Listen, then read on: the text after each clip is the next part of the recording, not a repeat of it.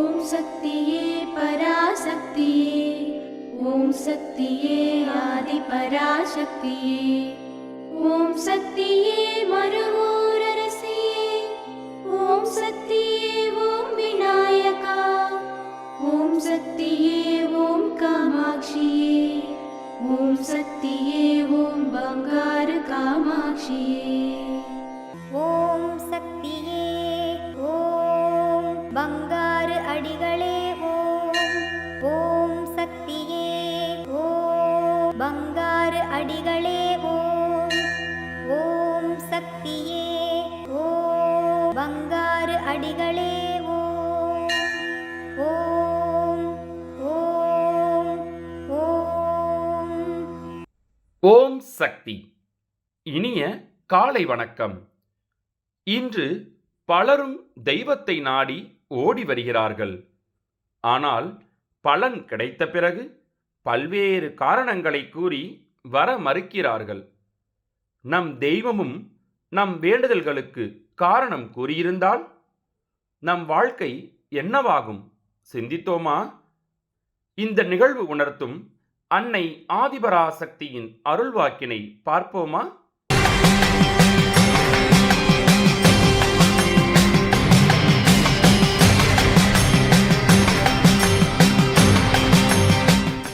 அன்னையின் அருள்வாக்கு. அம்மா என்று ஓடி வருகிறீர்கள். பலன் கிடைத்த பிறகு ஓடிவிடக்கூடாது. உறுதியான பக்தி வர வேண்டும். உங்களுக்கு எண்ணங்களையும் ஏமாற்றங்களையும் ஏற்றங்களையும் ஏணியையும் கொடுப்பது நான்தான்.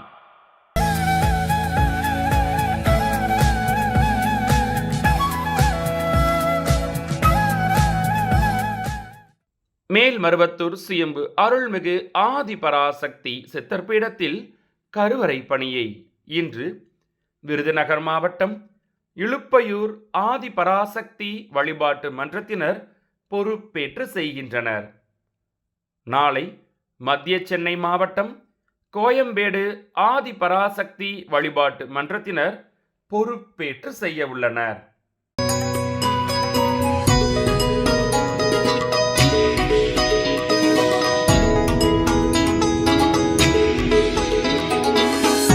பங்காரம்மா சரணம், வேல்முரு ஆயுஷ்தர் சரணம். திருவள்ளூர் மாவட்டம் செந்தரை வட்டம் நல்லாம்பாளையம் கிராமம் வி பாலச்சந்திரன்.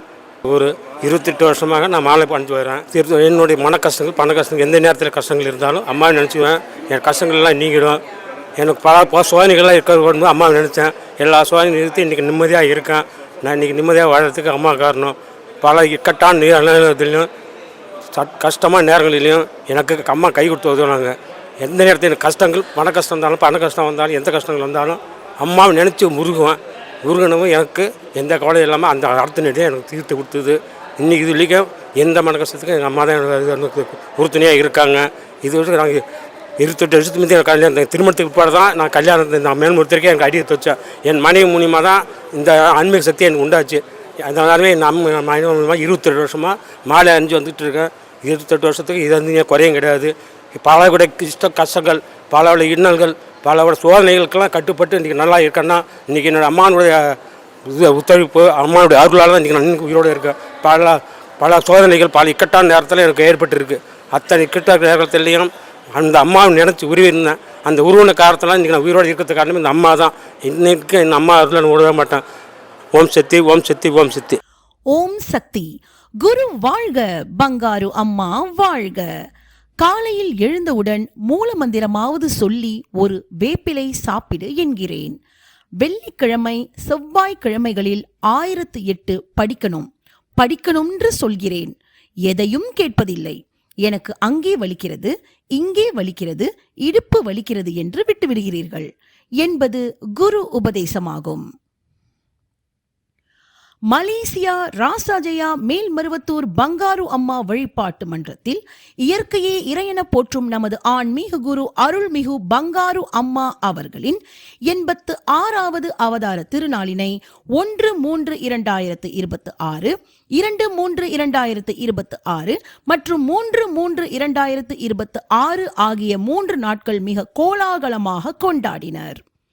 நமது ஆன்மீக குரு அருள்மிகு பங்காரு அம்மா அவர்களின் அன்பும் அருளாசியும் ஒவ்வொரு சக்திகளின் இல்லங்களுக்கு சென்று அம்மா வழங்க வேண்டும் என்ற நோக்கில் 1/3/2026 அன்று வாகனம் ஒன்றினை வெள்ளி ரதமாகவும் 2/3/2026 அன்று தங்க ரதமாகவும் அலங்காரம் செய்து ஆன்மீக குரு அருள்மிகு பங்காரு அம்மா அவர்களின் திருவுருவ படத்தினை அதில் வைத்து சிரம்பான் பகுதியில் அமைந்துள்ள செவ்வாடை சக்திகளின் இல்லங்களுக்கு ஊர்வலமாக கொண்டு சென்றனர். 3/3/2026 அன்று சிறப்பு அலங்காரம், சிறப்பு பூஜை செய்து அழகிய கேக் வெட்டி அம்மா அவர்களின் 86வது அவதார பெருமங்கல விழாவினை மிக சிறப்பாக கொண்டாடினர். அதனைத் தொடர்ந்து மன்றம் அமைந்துள்ள ராசாஜயா பகுதியில் உள்ள செவ்வாடை சக்திகளின் இல்லங்களுக்கு அலங்காரம் செய்த பல்லக்கில் அம்மா அவர்களின் திருவுருவ படத்தை வைத்து செவ்வாடை தொண்டர்கள் தங்கள் தோள்களில் சுமந்து சென்றதை காண கண்கொள்ளா காட்சியாக இருந்தது. இந்த 3 நாட்களும் சக்திகளுக்கும் பொதுமக்களுக்கும் 500 லட்டுகள், கடலை மிட்டாய் போன்ற இனிப்புகள் பிரசாதமாக வழங்கப்பட்டது. 3 நாட்களும் நிகழ்வில் கலந்து கொண்ட அனைவருக்கும் சிறப்பான அன்னதானம் வழங்கப்பட்டது. செவ்வாடை தொண்டர்கள் வசதி குறைந்த 10 பேருக்கு 10 கிலோ அரிசி வழங்கி சமுதாய பணியாற்றினர். ஓம் சக்தி.